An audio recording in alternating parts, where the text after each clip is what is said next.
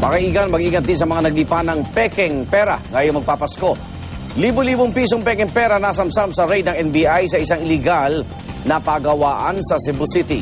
At para sa detalye, may live report si Luan May Rondina ng GMA Cebu. Luan. Igan, sinalakay ng mga kawani ng NBI ang hinihinalang pagawaan ng mga peking pera dito sa Cebu City.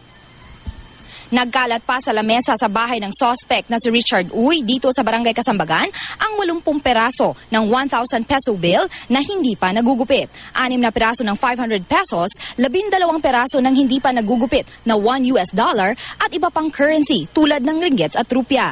Halaga ng mga peking pera tinatayang aabot sa 350,000 pesos.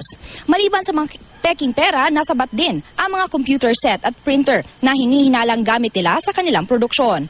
May nakuha ring peking transcript of records, OR at CR ng mga sasakyan. Ayon kay Attorney Bernard de la Cruz ng NBI, positibong nakabili sila ng peking pera sa suspect, kaya't agad silang nagsagawa ng operasyon. Hindi naman itinanggi ng suspect na si Uy na gumagawa siya ng peking pera. Paalala ng Bangko Sentral ng Pilipinas, dapat alam nyo na ang tunay na pera ay matibay at medyo magaspang. Obserbahan din daw ang security thread at fiber. Dapat malinaw at detalyado ang maliliit na guhit na bumubuo sa mga larawan sa pera. Ang mga bagong disenyo ng pera naman ay may mga watermark. Nagpapalit din ng kulay ang 1,000 at 500 pesos.